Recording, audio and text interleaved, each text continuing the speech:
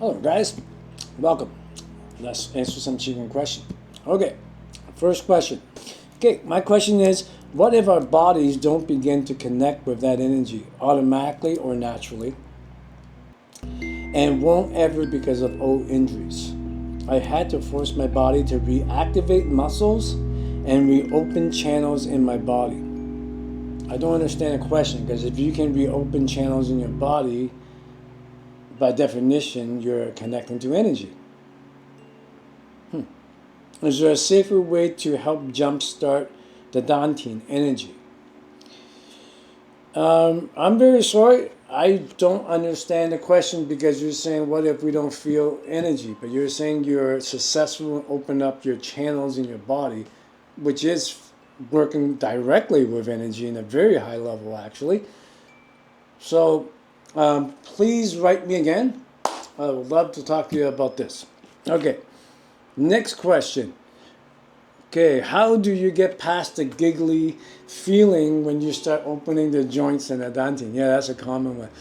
So, especially if the first time you feel it, where the small digits of your fingers, in between the bones, at the wrist area, all the joints, right? All your joints, they start to feel like they're being pulsing, and for some people it just opens. It feels like it's literally opening. It feels so good. You get a huge endorphin rush, and some people get really ticklish when that happens. They get very giggly, and same thing when the first time they feel the Dantian spinning, right? So when that happens, just enjoy it. If that much endorphins and joy is making you giggle, there's nothing wrong with laughing in Qigong. Contrary to what a lot of the modern Qigong from the communist area was arresting people for, because when people was doing Qigong, right, in a park or whatever, and they're dumb enough to do it in a park, at that time during the revolution, sometime, and it happens a lot when people are meditating, they'll start crying because they're detoxing suppressed memory or trauma or anxiety or depression, and stuff is leaving their body. They're detoxing. They might start crying, they might start yelling, they might start vomiting, and so forth. But on the other side, when positive stuff starts coming through, people might start laughing really loud and be ecstatic. So people took that the wrong way because they didn't understand what was happening, and they started thinking these people were crazy and they were possessed, and it was an evil cult, and it was superstitious, and it's too esoteric. So these guys, a lot of Qigong teachers and practitioners, was getting arrested, and they got tortured in camps and stuff, but we won't go there for today. So yeah, it happened. That kind of stuff happened. You were not supposed to use Qigong for fighting, and you were not supposed to do the esoteric stuff. It was against the law during the revolution. It was a dark time. So it wasn't allowed. And somehow that kind of thinking of Qigong got inherited in some modern Qigong scenes that I see in Vancouver sometimes. Like laughing and crying and vomiting and all these human emotions, a big no-no when you do Qigong. You're supposed to look really majestic when you do Qigong, kind of thing. Well, that's not how Qigong was for 5 to 7,000 years before the scholar that you talk to, right? There's nothing wrong with a human being crying when he needs to.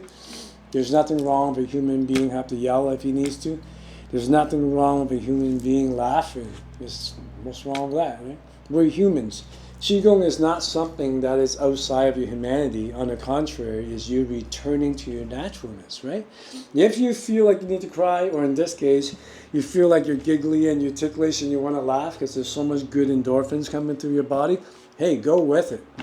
If you want to jump, jump. If you want to shake, shake. If you want to laugh, laugh, right? So just ride it out. The second option that I'm going to give you is, because this happens to some people, I only saw it twice that I can remember.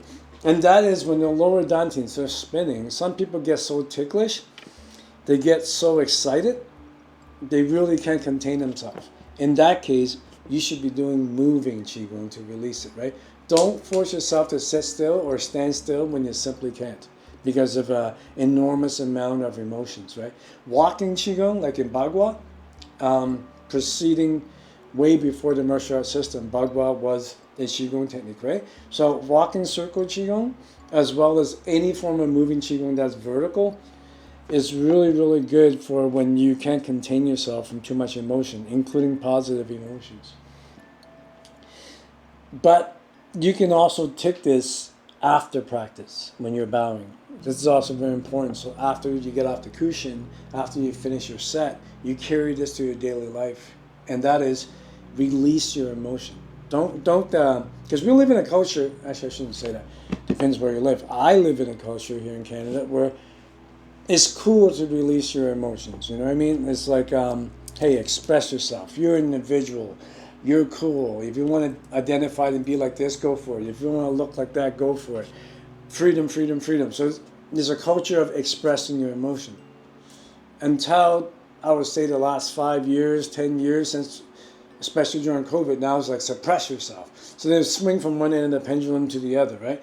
In neither case, from your own well-being point of view, is not that healthy if you think about it. If you're constantly lashing out and expressing your emotions in a loud, yang manner, like, oh, I'm pissed off, so I'm going to go to the casino, I'm going to drive fast, I'm going to pick a fight, I'm going to yell at somebody, that kind of thing. Or if I'm happy, then I have to scream at the top of my lung and kick mailboxes and everyone else is trying to sleep.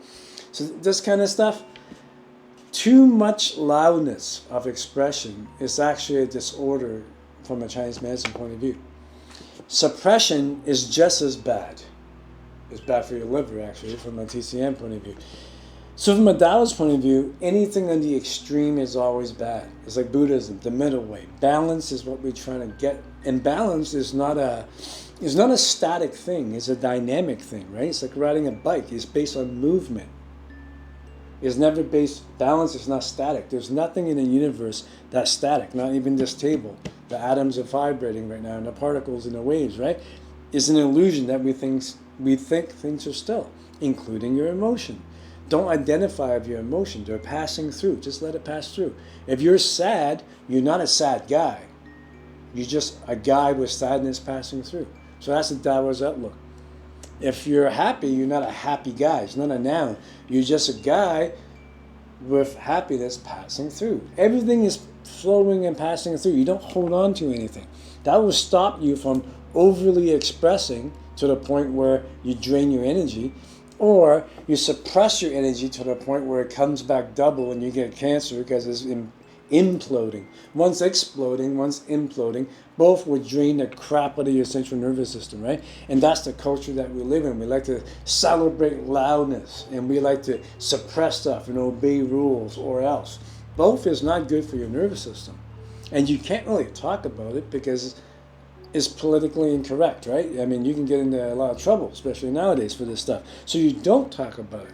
That's why in Taoism they warn us. Taoism is a tradition of whisper.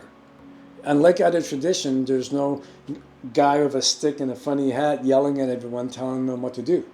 There's none of that going on. Taoism doesn't wear a uniform. It doesn't talk about it. It's a hush-hush tradition. Even when they write books in Taoism, they often never sign their name. Like Dr. Jing is a Lao Tzu. Lao Tzu in Chinese mean the old guys. It was written by a bunch of guys. It wasn't one person. So they made up a mythology and tell everyone's based on one guy in modern history, right? The Nei Yi, there's no author. Nei Yi just means internal accomplishment. So most Taoist classics are like that. And here's the reason why they whisper stuff. For two reasons. One's external, one's internal. External is, throughout the dynasty of China, they always cut off people's heads when the belief system is not what the king likes. I mean, nowadays you get canceled, boo-hoo. Back then you literally get your head cut off. So Taoism, the Taoists, never identified themselves with uniforms, name tags, or they never spoke really loud. They were always whispering this stuff. And when they write a scroll or a book, they never sign their name. They don't want to die, right? Number two is internal. Not so much worrying about politics or getting arrested or your head chopped off, but it's internal. What's happening in the nervous system? If you're telling somebody something, right? You're too loud about it. Everything's black and white. You explain everything too clearly. That person's never going to learn critical thinking skills. He'll never have to discover anything on his own. He never really had to work that hard. Historically, That's pretty common sense. You don't turn out good students with that approach. So as Confucius would say, if I tell you one leg of a table, you should come up with the other three. I think I said that last episode. That's the Taoist approach too. If you read Taoist scrolls, it's very vague and on purpose. It's a book based on hints. Nothing spelled out for you. That's why it's a tradition of whisper. So this is very important, right? You don't want to explode and you don't want to implode. You want to just whisper. That includes when you're practicing. When your emotions are passing through, let it pass through. Let it go. But don't over-exaggerate it. And don't suppress it. If you want to move, do moving qigong. Don't suppress and do sitting qigong. So that's the thing. Write it out. If it doesn't work, if you want to move, get up and start moving. Don't force yourself to do sitting meditation. Third thing, take this mentality to your daily life. Don't implode. Don't explode. You will notice that your energy will go up and you will stop feeling drained. That really works, especially in today's social media age. Right? Anyways, those are some of the things that we're going to be working on. Is it? Yeah, tomorrow's class. We're going to be working on this idea of like releasing without violent shaking. Right? It's based on a moving qigong set that goes vertical. Anyways, follow the link below to the new website. Like and share and subscribe, and then please leave your questions if you don't understand anything I say. Got a couple of emails saying that I talk too fast and I'm over teaching. I apologize. So that's just my personality. I tend to babble, and I tend to over teach quite a bit. So if you don't understand something, just leave a comment below. I'll probably see you later. All right, guys, have a good day.